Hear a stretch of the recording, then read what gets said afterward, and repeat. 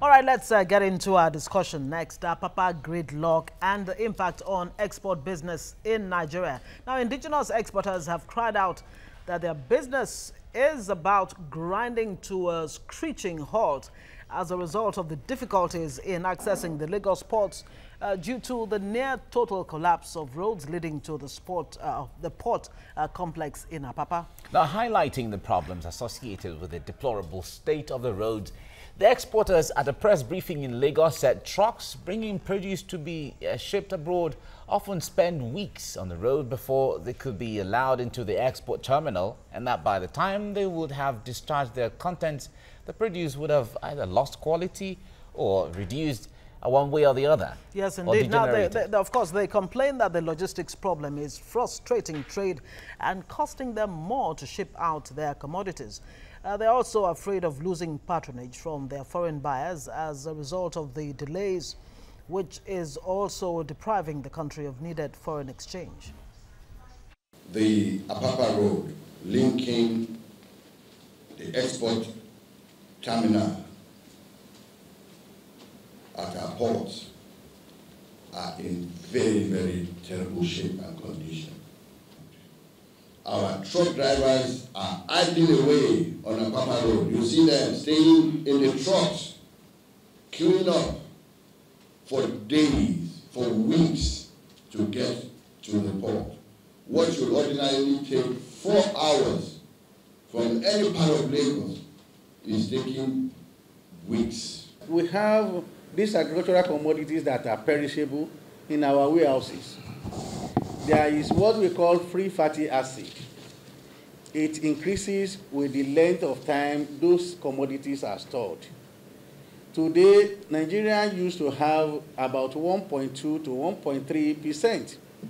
Now we have found out that so many of these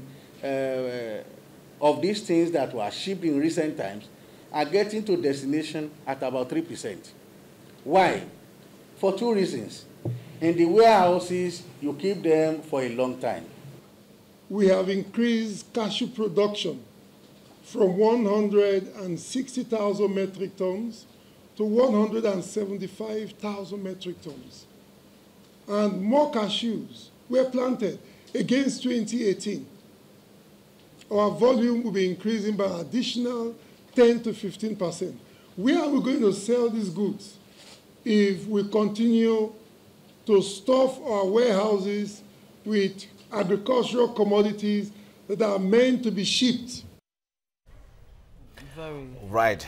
They've made points there that touch on everyday life, what is going on there, painting a picture for others to really know how challenging the situation there is. We have policy affairs analysts with us right now, Gbenga Onitilo, joining us as usual. Gbenga, good morning. Yeah, good morning, Good guys. to see you. Good to be here again. Well, you are particularly someone who has traveled to so many countries of the world and seen how these things run. You come back to your country here in Nigeria, and then we see the ports. We've talked about this thing not once, not twice, not 3 times. Just how difficult is it to ensure that our ports work the way they're supposed to work? Well, I think part of the, like Lekwanyo said one time, then it was at a conference, Nigerians were there giving the best of presentations of what they would do, how they would do, brilliant thoughts on paper, data, statistics. But what is always missing is the implementation and setting up a process-driven way of getting things done. And if you go to normal climes, the ports, which basically is the gateway for either imports or exports, which in Nigeria, the Apapa port, it's about 70% of our imports and exports comes through the Apapa port. The Nigerian customs alone generates up to $1 trillion annually from that same port. Over the years, it's been estimated about 37 trillion is what we have generated through this same port. And what is alarming is that the vice president, who was the acting president at one time, you know, he passed an executive order to make seamless the process, ease of doing business, doing business at the port, so that everything runs 24 hours, people can get things done in time. But the challenge we always have, we put the policies in place, but we have forgotten also there is the issue of the infrastructure that would enhance some of these things and make it work. The major gateway, the Southwest Road is the major gateway into the north when you move, whether you move things in or out. You know there's a rail system even that enters through that port. In the 70s and the colonial days, you have things being moved via the rail system out of the port. And it's sad that we keep building everything around the road transportation. Rail system is what is used all over the world to enhance things from the ports, most especially agricultural produce.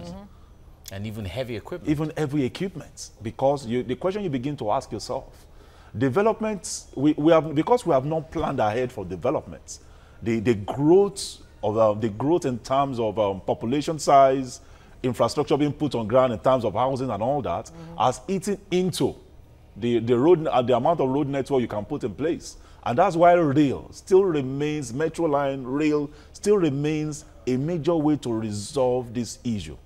Now, if it's just 10% of what the custom is earning that you are taking out to invest in putting those infrastructure in place, do you know how much more revenue will be generating? We'll be generating more revenue. Because when you make things seamless, when you make the system seamless, look at what those guys have said.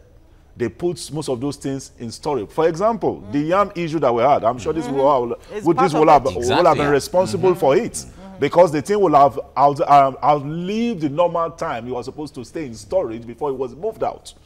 Now, if you look at the economic side, demurrage, for most of the people that bring things into the port, I think they pay about 15 or 20,000 a day for demurrage. So what it means is that if you have, for example, 20 containers, you know, they put down about 1.2 million for demurrage, and your container cannot get, maybe you cannot get your container out, or you cannot so you can imagine how much somebody is paying on demurrage daily. For weeks. They've been even listing the effect this has been having on their businesses. As a matter of fact, they're saying, look, in the next 2 weeks, they won't even have any business. You have the banks on their necks right now. These people take loans from the banks. They are now being forced to scale down their workforce. So it has a domino effect. It has a domino effect, because right now we are saying we are focusing on non-oil revenue. Because that's the problem I always have. Governments will talk big, will talk loud. But the enablement that will make things work. So it seems every arm of government seems to be working in silos.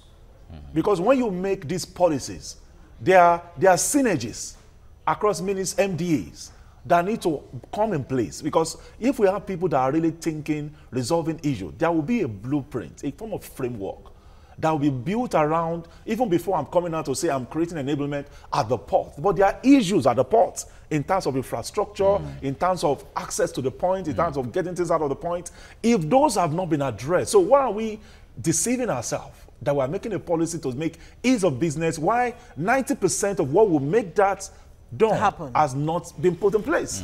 So that's why we are good at talking. We are good at presenting papers, the best of ideas. But when it comes to fixing the real issues on ground, going into the trenches and making things work, those are things you can imagine. If things work better, you will look at the customs generating maybe close to 3 trillion annually. If you have a real system getting into the ports, if you go to Apapa right now, most residential building has even shut down. Most businesses, they've moved out of that place into a place like Yaba, Butemeta, because to access the place is a problem. To come out of the place is a problem. And the data and statistics are that Nigeria is losing about 20 billion daily. Wow. 20 billion daily because so what does of this that do gridlock at the port. to all the programs that government has in place? The Economic Recovery and Growth Plan, beautiful, fantastic document on paper. Yeah, diversification of the economy from a monoproduct economy that's largely dependent on oil, to an agro driven economy. Yeah. And so many other brilliant Made in Nigeria campaign. Made in Nigeria. That's what I'm saying. To increase exports and all of that. There must be synergies amongst all the MDAs. You have the Ministry of Works and Housing that is supposed to be responsible for those road infrastructure. So the thing is this, government has overstretched its limits. At this time, government is even broke. You're having a parley and agreement with Dangote and flour mills in terms of giving them tax holidays to fix that road. Fix the roads. So the thing is, But Dangote has said he's not even getting any tax holiday. Yeah. So the thing is this. the thing is this. We need critical thinkers. That, for example, in the UK, there is what is called taxation they generate from road users. For example, and those taxes are a function of the capacity of the engine of the car you use. When you are even registering your car, it's based on the capacity of the engine of the vehicle. And also those that move things like goods, like all these food products and all that, most of them are not even taxed the way you tax private people. So there is a way you can actually generate taxes through road users, to use that as a way to enhance infrastructural development or in partnership with the private sector. So government is overstretched, being able to do a whole lot of things. And that's why the collaboration with the private sector. But the problem is people can't trust government. When government, the next thing you will hear is they fix the road, they put tolls there. And when they put the tolls there, at the end of the day, we don't always have plans to always maintenance. We can fix things. We can put things in order. But maintenance, consistency in maintenance, and ensuring that there is longevity, and those things are functional, and you have more expansion. The last time I was in Dubai, for example, I saw new infrastructure in terms of road network. Bridges have been made but not been opened, because they have anticipated there's going to be a level of growth increase in traffic because of they have created an ecosystem of tourism. Just like you have in China, So where all there's kinds of gonna be influx of accommodations. There's going to be influx, but the moment they know Envisaging that, that, they have they're planning envisaged ahead. that, they have already planned ahead and done, but we don't do that. I wonder Wow. what happened to our 5-year and 10-year development plans that we used to have. Well, we have the rolling plans we used the to rolling have. plans and No, all no, we kinds. just have paper briefs, but nothing on ground to All make right, things work. let's put Gbenga Onitilo on hold. We'll All right, if you're just joining us, you're watching TVC Breakfast, and we are at the segment talking about the gridlock in Apapa and the challenges it faces for exportation of products and so on. And we have with us a public affairs analyst, Gbenga Onitilo, with us in the studio. We've been talking about this. Now, before we go ahead, let's bring Foladile to give us a reaction on social media, what Nigerians are saying and how they're commenting. Foley, what are the people Mike. saying? Good morning. Ngozi. Good morning, Morning. Gbenga. Good morning. Because you know, it's very interesting that you spoke about the domino effect earlier, because this is a classic case of how one thing can have an effect Exactly. on so many other things. So let's see how Nigerians are reacting to this. Ikenna Ronald says, hoping that a country that cannot solve ordinary traffic gridlock at Apapa will provide steady 24-hour electricity is a hallucination. Oyenkuzi says, Apapa Gridlock, I once had an argument with Ndi Okachamalu. Did I say that right? Ndi Okachamalo. Ndi Okachamalu. Ndi Okachamalo. Ndi Okachamalu. Those who claim to know too much. Exactly. So who claimed, exactly. So there you go. So those who claimed Lagos should be our only major port. Ogumakinde says, the Apapa Gridlock is an eyesore. Imagine the state of the road to the second highest revenue generating instrument we have on our hands. Gold Kenny says, FG should open Calabar and Port Harcourt Wharf, reducing the suffering of the importers. Murele says, Apapa Gridlock is a sign of Lagos wanting too much for itself and other states not even attempting to compete with it. And he continues and says, the Apapa Gridlock is a testimony of poor urban planning and regulation, approving tank farms construction without adequate parking space. And I know you spoke about infrastructure earlier, but how come, I want to know, Gbenga, how come other countries have been able to predict and forecast that their population could get out of hand, but we haven't been able to do that, and so as a result, we didn't prepare for what we have in our hands today? We're not a data-driven society. Just check it, for example. The last time we knew how many people we are was 2006. But we keep having budgets coming after then, and you're wondering how are people planning a budget when you don't know the number of your citizens. Same thing here. So we do things without proper planning, proper strategy, and we're now shocked when things go out of hand. When you don't plan right and you don't have proper strategy in place, there's no surprises that will spring forth, because nations plan 50 years ahead. We just plan for 4-year term. When the government comes in, they plan for 4 years.